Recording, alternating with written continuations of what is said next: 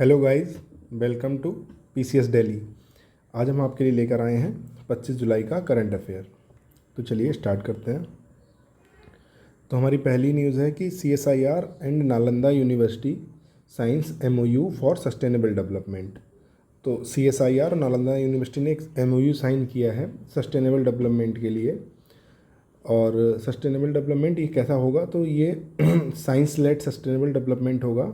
Technology outreach बढ़ाएंगे इसमें और rural transformation and capacity building करेंगे। ठीक है, तो एक पहली चीज़ हमारे लिए ये इंपॉर्टेंट हो गई कि सीएसआईआर ने नालंदा यूनिवर्सिटी के साथ साइन किया है और सस्टेनेबल डेवलपमेंट जो है वो साइंस लेड होगा। ठीक है, दूसरी इंपॉर्टेंट चीज़ ये है कि इस एमओयू जो है ये साइन हुआ है, ये फ्रेमवर्क प्रोवाइड करता है स्किल डेवलपमेंट के लिए, टेक्नोलॉजी ट्रांसफ़र के लिए, scientific outreach and capacity building के लिए। ठीक है, और एक सीएसआईआर जो तीसरी इंपॉर्टेंट चीज़ है वो ये है कि सीएसआईआर टेक्नोलॉजी गैलरी जो है, सीएसआईआर टेक्नोलॉजी गैलरी ये इस्टेब्लिश की जाएगी कहाँ पे, नालंदा यूनिवर्सिटी के कैंपस में। और ये करेगी क्या, तो ये जो इंडिजीनियस टेक्नोलॉजीज़ हैं, इंडिजीनियस टेक्नोलॉजीज़ उनको स्टूडेंट्स, रिसर्चर और विजिटर्स के लिए शोकेस करेगी। ठीक है, फिर अगला पॉइंट है हमारा कि ये जो पार्टनरशिप है will support model village development, solid waste management, water quality improvement and rural outreach. तो ये इन 4 पॉइंट्स को कवर करेगी। ठीक है, model village development, solid waste management, quality improvement and rural outreach. ठीक है, अब हम देख लेते हैं सीएसआईआर कब इस्टेब्लिश हुआ। तो ये 1942 सितंबर में इस्टेब्लिश हुआ। इसका हेडक्वार्टर दिल्ली में है और ये एक ऑटोनोमस बॉडी है जो कि रजिस्टर्ड है अंडर सोसाइटीज़ रजिस्ट्रेशन एक्ट 1860। ठीक है, सोसाइटीज़ रजिस्ट्रेशन एक्ट 1860 के अंडर ये रजिस्टर्ड है। तो ये सीएसआईआर के बारे में इंपॉर्टेंट हो गया। अब बात आती है कि सीएसआईआर का हेड कौन है। तो सीएसआईआर के जो हेड होते हैं वो होते हैं पीएम, जो कि इसके एक्स ऑफिसियो प्रेसिडेंट होते हैं सीएसआईआर के। ठीक है, सीएसआईआर की फुल फॉर्म है council of scientific and industrial research. ठीक है, तो सबसे ज़्यादा इंपॉर्टेंट बात यह है कि सीएसआईआर ने नालंदा यूनिवर्सिटी के साथ इस्टेब्लिश किया है, साइन किया है एमओयू। दूसरी इंपॉर्टेंट बात यह है कि ये साइंस लेड सस्टेनेबल डेवलपमेंट, इतना याद रहेगा तो आप आगे कवर कर लोगे। ठीक है, उसके अलावा यहाँ पर आप ये देख लीजिए कि सीएसआईआर कब इस्टेब्लिश हुआ और हेडक्वार्टर कहाँ है और किसके अंडर रजिस्टर्ड है और हेड कौन है। ठीक है, अगली न्यूज़ देखते हैं। Assam, Fleming Rupsi elected deputy chairman of North Cachar Hills autonomous council. ठीक है, तो ये जो नॉर्थ चाचर हिल्स डिस्ट्रिक्ट था ये अब दीमा हसाओ नाम डिस्ट्रिक्ट से असम में अब ये इसको रीनेमिंग हो गई है। ठीक है, तो अब जो फ्लेमिंग रूपसी हैं तो वो यूनानिमसली जो है इलेक्ट हुए हैं deputy chairman 13th North Cachar Hills autonomous council के। ठीक है, और एक और इम्पॉर्टेंट बात है कि ये इनका 3rd कॉन्जिक्यूटिव टर्म है। ठीक है, और इसके अलावा जो है क्या कहते हैं कि जो ये बाकी सारी चीज़ें हैं ये इतनी इम्पोर्टेंट मुझे समझ नहीं आ रही हैं। और इसमें इम्पोर्टेंट क्या है वो ये है कि जो नॉर्थ ये ऑटोनॉमस जो काउंसिल है अपनी, ये गवर्न होती है article 244 and 6 schedule of constitution of India. ठीक है, और ये किसको गवर्न करती है, तो दीमा हसाओ डिस्ट्रिक्ट जो असम हिल्स में है और इसका हेडक्वार्टर हैफलॉन्ग में है। ठीक है, और इसके अगर ये डिप्टी चेयरमैन है तो इसके चेयरमैन कौन है, तो इसके चेयरमैन हैं मोहित होजाई। ठीक है, वो इसके चेयरमैन हैं। फिर हम अगली न्यूज़ देख लेते हैं कि अगली न्यूज़ है हमारी Bombay High Court directs restoration of Charkop pond. ठीक है, तो बॉम्बे हाई कोर्ट ने चारकॉप जो पॉन्ड है उसके रिस्टोरेशन के लिए डायरेक्शन दी है। तो ये हमने देखा कि remover of illegal encroachment and garbage, जो इलीगल एनक्रोचमेंट किया है वहाँ पे और जो गार्बेज है उसको हटाना है। तो ये चारकॉप पॉन्ड जो है ये कहाँ है, कंडीवली वेस्ट मुंबई में। ठीक है, और ये इसमें ये दिखाता है, ये कह रहे हैं कि देखिए जो पॉन्ड है वो 50 metre buffer zone of mangrove forest में लाई करता है। ठीक है, जहाँ पे एनक्रोचमेंट है और वेस्ट डंपिंग ने इकोसिस्टम को ख़राब किया। तो जो बीएमसी है, ठीक है, बीएमसी क्या है, बृहन मुंबई म्यूनिसिपल कॉरपोरेशन, ठीक है, इसने एक पिटीशन फाइल की थी, ठीक है, उसके ऊपर इसने रिस्पॉन्ड, सुप्रीम जो हाई कोर्ट है उसने रिस्पॉन्ड किया। और ये 50 मीटर वाला कॉन्सेप्ट क्या है, तो 2018 में कोर्ट ने एक ऑर्डर दिया था जो कि प्रोहिबिट करता था non forest activities within mangroves and their 50 metre buffer zone without prior high court permission. तो इसीलिए ये जो 50 मीटर वाला जो क्लॉज आया कि जो पिछले इसकी हाई कोर्ट की रूलिंग है कि मैनग्रूव्स के 50 मीटर के आसपास तक कोई भी नॉन फॉरेस्ट एक्टिविटी अगर आप करोगे तो हाई कोर्ट से परमिशन लेनी पड़ेगी, ठीक है। अब बीएमसी को क्या करना है, तो BMC will undertake large scale garbage removal to restore natural flow of saline water in ponds, in pond, कौन सा पॉन्ड है, नाम क्या है, तो पॉन्ड का नाम है चारकॉप पॉन्ड, ठीक है, मुंबई में है ये, ठीक है। तो अब हमारी अगली न्यूज़ क्या है तो UP to establish energy forest in every development block. तो हर एक डेवलपमेंट ब्लॉक में यूपी उत्तर प्रदेश गवर्नमेंट जो है वो एनर्जी फॉरेस्ट को इस्टेब्लिश करेगी, ये न्यूज़ है हमारी, ठीक है। और देखो इसमें तो फिर हमारा ये देखो ये है कि जो सॉरी, तो जो एनर्जी फॉरेस्ट हैं तो वो एटलीस्ट 1 हेक्टेयर लैंड जो है वो कवर करेगा एवरी ब्लॉक ऑफ स्टेट में, ठीक है। और ये किस इनिशिएटिव के अंडर आता है, तो आपने प्रधानमंत्री जी ने एक इनिशिएटिव लॉन्च किया था, एक पेड़ माँ के नाम, तो 1 tree in the name of mother plantation, ठीक है, महायज्ञ प्लांटेशन का जो ये महायज्ञ है, एक पेड़ माँ के नाम, 1 tree in the name of sorry mother forest will be developed on forest land, village community land and community agricultural land, ठीक है। तो ये 3 जो इस टाइप के लैंड हैं उन पे फॉरेस्ट इस्टेब्लिश किया जाएगा, फॉरेस्ट लैंड पे, विलेज कम्युनिटी लैंड पे और कम्युनिटी एग्रीकल्चरल लैंड पे।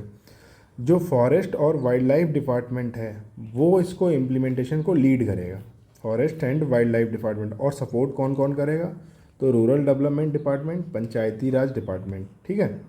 तो बेसिकली 3 डिपार्टमेंट हैं, पहला फॉरेस्ट वाइल्ड लाइफ डिपार्टमेंट जो कि लीडर है और सपोर्टिंग रोल में है rural development and Panchayati Raj department, ठीक है, ये इसका सपोर्टिंग रोल में है। अब जो फास्ट ग्रोइंग स्पीसीज़ हैं जैसे एल्डर, अकाशिया, सवाबुल gum and kadamba will be planted. तो ये जो प्लांट्स हैं, ये एल्डर, अकाशिया, सवाबुल गम और कदम्बा, ये प्लांट किए जाएंगे ताकि जो फ्यूचर की जो फ्यूल वुड डिमांड है वो भी पूरी हो सके, ठीक है। तो एक रिपोर्ट ऑफ मिनिस्ट्री आई थी, ministry of for environment, forest and climate change. तो उसने ये पाया कि जो एवरेज विलेजर्स रहते हैं नियर फॉरेस्ट, ठीक है, तो वो 226 kg of firewood annually use करते हैं, ठीक है, एनुअली यूज़ करते हैं, जो कि फॉरेस्ट उनको प्रोवाइड करता है, ठीक है। तो ये जो एस्टिमेटेड एनुअल फायरवुड रिक्वायरमेंट है कितने विलेजर्स की, 22.7 मिलियन विलेजर्स की लिविंग नियर फॉरेस्ट। तो इतने लोग हैं जो फॉरेस्ट के पास रहते हैं, ठीक है, 22.7 मिलियन विलेजर्स, ठीक है। और उनकी जो फ्यूल वुड रिक्वायरमेंट वो कितनी है, तो 5.14 मिलियन टन ये इनकी फ्यूल वुड रिक्वायरमेंट है। तो ये कहीं ना कहीं ये भी इसको पूरा करेगा, ठीक है। तो फिर चलिए अगली न्यूज़ देखते हैं। हमारी अगली न्यूज़ है कि MP to open agricultural machinery rental shop in every assembly constituency, ठीक है। तो इसमें हमारे लिए क्या इम्पोर्टेंट है, तो हमारे लिए इम्पोर्टेंट ये है कि ये जानना कि MP जो है वो एक जिस तरीके से खेती करने के लिए, किसानी करने के लिए एग्रीकल्चरल मशीनरी जैसे ट्रैक्टर हो गया, ट्रॉली हो गई, कल्टीवेटर हो गया, हैरो हो गया, और जो मक्का वगैरह निकालने की मशीन होती है कॉर्न को निकालने की, और क्या कहते हैं हाइड्रोलिक्स हो गया, लेवलर हो गया, जिससे खेत को एक लेवल में लाया जाता ताकि पानी इधर उधर ना जाए। तो ये सारी मशीनें आती हैं काफ़ी महंगी, 15 लाख, 20 लाख, 30 लाख, हर कोई उनको अफोर्ड नहीं कर सकता। तो MP ने, गवर्नमेंट ने क्या स्कीम लॉन्च की है कि हम जो है ऐसी मशीनरी रेंटल शॉप बनाएंगे जहाँ पे छोटे फार्मर्स भी आके रेंट पे ले जाके और अपना काम चला लें, ठीक है। अब देखते हैं इसका आगे कि government plans to establish 1060 new agricultural rental shop every year. ये प्लान कर रही है कि हर साल 1060 जो हैं एग्रीकल्चरल मशीनरी रेंटल शॉप को जो ये इस्टेब्लिश करेंगे हर साल। एट प्रेजेंट अभी वहाँ पे 5260 ऐसी शॉप्स जो हैं ऑपरेशनल हैं। जो वहाँ का विदिशा डिस्ट्रिक्ट है मध्य प्रदेश का, तो वहाँ विदिशा डिस्ट्रिक्ट जो है वहाँ पे काफ़ी बड़ी मैन्युफैक्चरिंग हब के तौर पे ये उभर के आया है एग्रीकल्चरल मशीनरी का। और इसमें लगभग 150 मैन्युफैक्चरिंग यूनिट हैं एग्रीकल्चरल मशीनरी की। ठीक है, ये हमारे जो एग्रीकल्चरल मशीनरी के जो इक्विपमेंट हैं। ठीक है, और विदिशा जो है सिर्फ बनाता नहीं, ये एक्सपोर्ट भी करता है। Nigeria, Sudan, Uganda, Ghana, Bhutan, Nepal, Bangladesh and UAE यहाँ पे एग्रीकल्चरल इक्विपमेंट्स को। और ये इनिशिएटिव हेल्प किसको करेगा, तो स्मॉल और मार्जिनल फार्मर्स को। ठीक है, फिर अगली न्यूज़ देखते हैं हम। तो Haryana issues guideline distinguishing home town from permanent address. तो ये किसके लिए है, तो ये गवर्नमेंट एम्प्लॉयज़ के लिए है। क्या है, तो एक जब गवर्नमेंट एम्प्लॉयज़ जो होते हैं तो वो क्या करते हैं कि उनको एक वो इस्टेब्लिश करना होता है कि आप का होम टाउन क्या है और आपका परमानेंट एड्रेस क्या है। फिर जब वो लीव के लिए जाते हैं, एलटीसी के लिए एक प्रोग्राम होता है, ठीक है, तो उसमें क्या है कि एलटीसी जब कैलकुलेट की जाती है तो उनके होम टाउन से कैलकुलेट की जाती है। तो अभी क्या है कि हरियाणा गवर्नमेंट ने गाइडलाइन इशू की है कि अगर आपका होम टाउन अलग है और परमानेंट एड्रेस आप कहीं और रहे हो तो आप उसको डिस्टिंग्विश कर सकते हो। ये न्यूज़ है हमारी। तो देख लेते हैं। पहला पॉइंट है difference between government employees home town and permanent address. दूसरा है, ये हम देख चुके हैं कि लीव एलटीसी वहीं से कवर होती है। तीसरा क्या है कि परमानेंट एड्रेस जो है reflect employees current residence and updated during service upon submitting valid documentary proof. तो जो आप परमानेंट एड्रेस है उसको, करंट एड्रेस को परमानेंट एड्रेस बना सकते हो, आपको बस डॉक्यूमेंट्री प्रूफ देने होंगे। ठीक है, इससे फ़ायदा होगा कि administrative confusion, duplicate claim, benefit और लीगल डिस्प्यूट्स में हेल्प करेगा। ठीक है, और ये ऑर्डर जो है इसको पावर कहाँ से मिल रही है, तो हरियाणा सिविल सर्विसेज रूल से इसको पावर मिल रही है। ठीक है, in drawn on the basis of. चलिए देखते हैं अगली न्यूज़ क्या है। तो महाराष्ट्र लॉन्चेस भारत टैक्सी। तो भारत टैक्सी महाराष्ट्र लॉन्च कर रहा है for rural and urban mobility. Okay, तो जो ये अर्बन भारत टैक्सी है, जैसे कि ओला उबर होता है, उसी तरीके से महाराष्ट्र ने ये भारत टैक्सी को लॉन्च करने का इनिशिएटिव स्टार्ट किया है। ओला उबर में क्या है कि एक कोई कंपनी है, ओला के नाम से है, या चलो ओला लेते हैं। ठीक है, तो ओला के नाम से कंपनी है। तो जो क्या कहते हैं, जो राइडर्स हैं, जो ड्राइवर्स हैं, वो क्या करेंगे, यहाँ रजिस्टर करेंगे, फिर इनके ऐप पे जाएंगे और ऐप से इनको क्या कहते हैं, कैब बुक करेगा कस्टमर। और कस्टमर जब कैब बुक करेगा तो उसके बाद क्या होगा कि जो पैसा है वो पहले यहाँ जाएगा और फिर इसमें से काट के ये इसको देंगे। ठीक है, भारत टैक्सी का क्या है, ये एक कोऑपरेटिव है। ठीक है, एक कोऑपरेटिव सहकारिता जिसको बोलते हैं, उसके बेस पे इसको डेवलप किया जाएगा। तो उसमें क्या होगा कि नो डाउट कुछ रूल्स होंगे गवर्नमेंट के कि इतनी दूरी का इतना पैसा, या पहले किलोमीटर का इतना पैसा। बट स्टिल जो ये राइडर्स होंगे, ड्राइवर्स होंगे, जो इसको चलाएंगे अपनी टैक्सीज़ को, तो वो जो हैं वो उस कोऑपरेटिव के पार्ट होंगे। ठीक है, तो जो रेंट इनको मिलेगा, यहाँ सबमिट होगा, तो उसी का एक पार्ट इनको वापस मिल जाएगा ड्राइवर्स को। तो ये एक स्कीम है भारत टैक्सी की। तो चलिए इसमें देख लेते हैं।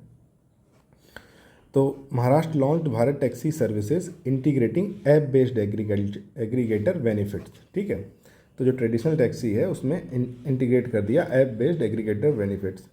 तो ये बेसिस होगी पब्लिक प्राइवेट पार्टनरशिप की। ठीक है, ऑन बोर्डिंग काली पीली taxi, tourist vehicle and electric vehicles on to one digital platform. तो ये सारे काली पीली taxi, tourist vehicles, electric vehicles, ये सारे एक ही प्लेटफॉर्म पे आ जाएंगे। फिर scheme is design to expand affordable point to point transit into tier 2 and tier 3 cities and semi urban talukas.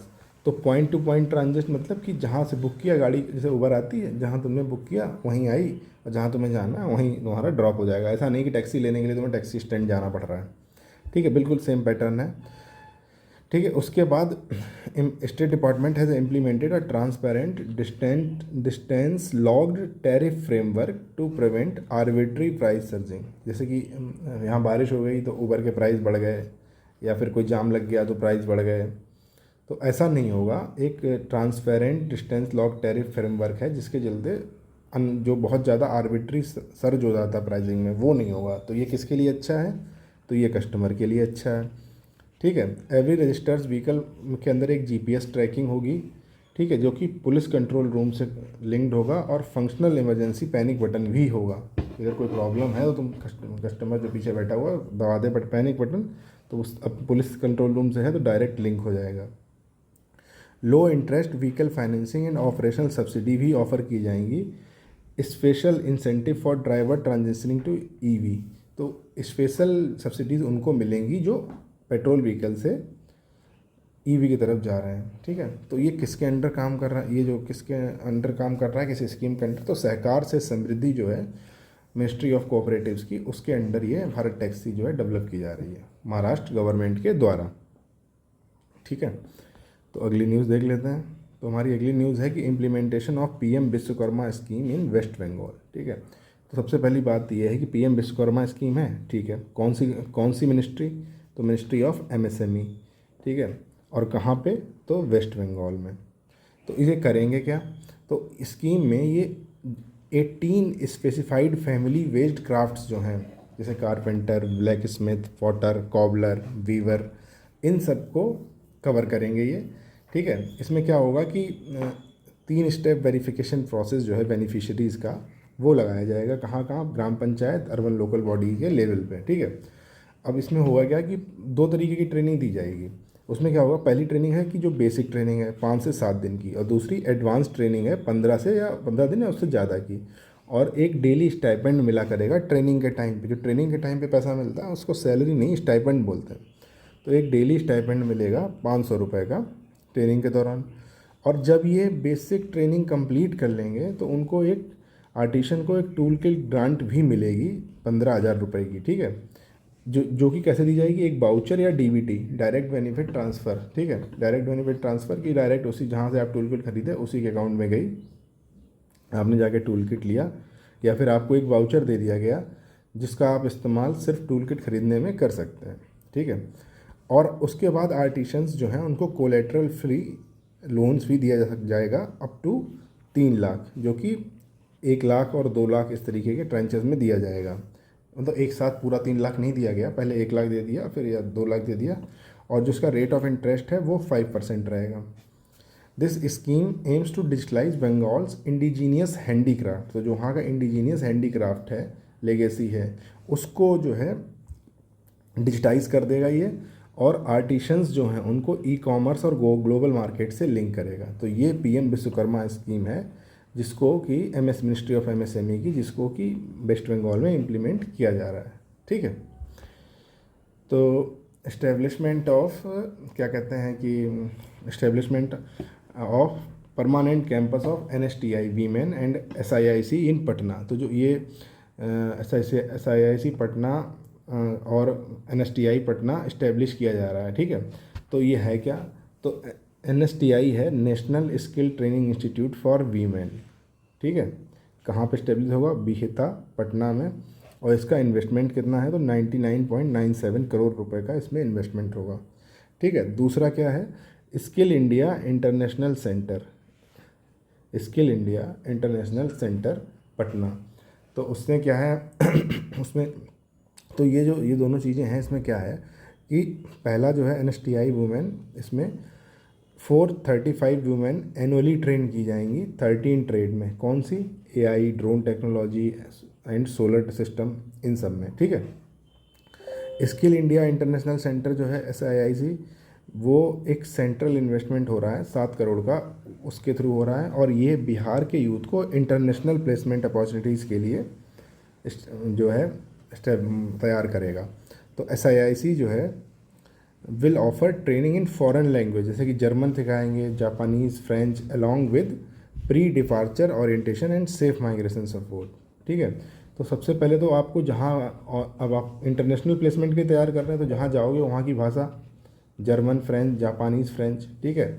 उसके अलावा ये क्या करेंगे, वोकेशनल ट्रेनिंग देंगे, जैसे कि प्लम्बिंग है, इलेक्ट्रिक वर्क है, कंस्ट्रक्शन है, एग्रीकल्चर है, इंटरनेशनली बेंचमार्क स्टैंडर्ड के जो हैं उसमें आपको सिखाएंगे। जैसे मैं आपको बताता हूँ कि मेरे कुछ फ्रेंड्स हैं जो फ़ॉरेन में अभी सेटल हैं, तो वो बताते हैं कि वहाँ पे जो प्लम्बिंग है, इलेक्ट्रिक वर्क है या कंस्ट्रक्शन वर्क है और एग्रीकल्चर, ये बहुत ही कॉस्टली है, ठीक है। तो इसमें क्या है कि आप जो है, अगर आपके यहाँ, हमारे यहाँ की लेबर वहाँ जाकर काम करेगी तो उसको अच्छा रिम्यूनरेशन और वो सब मिलेगा, तो एक डेवलपमेंट आएगा और इंडिया को एक अच्छा रिम्यूनरेशन जनरेट होगा, ठीक है। तो दो बातें थी, NSTI national skill training institute कहाँ पे इस्टेब्लिश होगा, पटना में। SIIC कहाँ पे इस्टेब्लिश होगा, पटना में। जो ये जो है क्या कहते हैं कि जो अपना SIIC है, ये यूथ, बिहार के यूथ के लिए है, इंटरनेशनल प्लेसमेंट के लिए, ठीक है।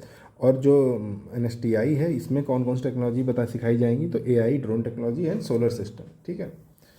तो चलिए देखते हैं अगली न्यूज़ क्या है हमारी। तो impact evolution of free legal aid scheme in Jammu and Kashmir. तो इसका इवोल्यूशन हुआ, फ्री लीगल एड स्कीम जैसे नालसा होती है अपनी नेशनल लेवल पे। तो union ministry of law and justice announced nation wide roll out of Disha scheme after quality council of India impact assessment, ठीक है। दिशा क्या है, दिशा स्कीम जो है ये क्या है, तो इसकी फुल फॉर्म होती है designing innovative solutions for holistic access to justice, ठीक है। Designing innovative solutions for holistic access to justice, ठीक है। तो यूनियन मिनिस्ट्री ऑफ, इन्होंने दिशा स्कीम को लॉन्च करने के, रोल आउट करने के लिए 2.0, दिशा 2.0 26 से 31 तक के लिए, ठीक है। तो टेली लॉ सिस्टम ने कितने 7,63,148 प्री लिटिगेशन लीगल कंसल्टेशन जो हैं रिजॉल्व की जम्मू कश्मीर में बाय पैनल लॉयर्स, ठीक है। Nyaya Sahayak community legal facilitator across 10 aspirational block registers 1222 technical legal assistance call, ठीक है। तो ये जो न्याय सहायक थे उन्होंने 10 एस्पिरेशनल ब्लॉक्स रजिस्टर्ड किए 1200 टेक्निकल लीगल असिस्टेंस कॉल में, ठीक है। फिर न्याय बंधु प्रोग्राम, एक न्याय बंधु प्रोग्राम जिसमें कि 197 advocate of bar council of Jammu and Kashmir are enrolled to handle pro bono. Pro bono का मतलब है कि फ्री ऑफ कॉस्ट या मिनिमम कॉस्ट पे इतने 197 advocate bar council of Jammu Kashmir के वो बैठे हुए हैं न्याय जो लीगल एडवाइस देने के लिए, ठीक है। फिर विधि संजीवनी डैशबोर्ड अंडर दिशा 2, ये क्या करता है, इंटीग्रेट करता है real time performance of data with न्याय सेतु एंड AI चैटबोर्ड, ठीक है। तो AI विधि नाम क्या है, विधि संजीवनी डैशबोर्ड, ठीक है। फिर फ्रेमवर्क, जो फ्रेमवर्क है complement J&K state legal service authority which run Lok Adalat and legal ads cleaning, ठीक है। तो इसमें हमें क्या करना है, इसमें हमें याद क्या क्या रखना है, इंपॉर्टेंट हमारे लिए क्या है। एक तो दिशा याद रख लीजिए, दिशा 2.0 और इसकी ड्यूरेशन 26 से 31, ठीक है। उसके अलावा एक जो न्याय बंधु प्रोग्राम है इसका क्या काम था, ठीक है। विधि संजीवनी डैशबोर्ड है, ये क्या करता है। उसके अलावा क्या कहते हैं कि जो ये जो डेटा है ये आप पूछ सकते हैं पर हार्डली ही इसको रखेंगे, तो हमारे जो नाम के से रिलेटेड चीज़ें हैं वो हमें ज़्यादा याद रखनी चाहिए। और दिशा जो है इसकी फुल फॉर्म आप याद रखिएगा। तो आज के हमारे वीडियो में इतना ही, अब मिलते हैं हम आपको अगले वीडियो में। Thank you.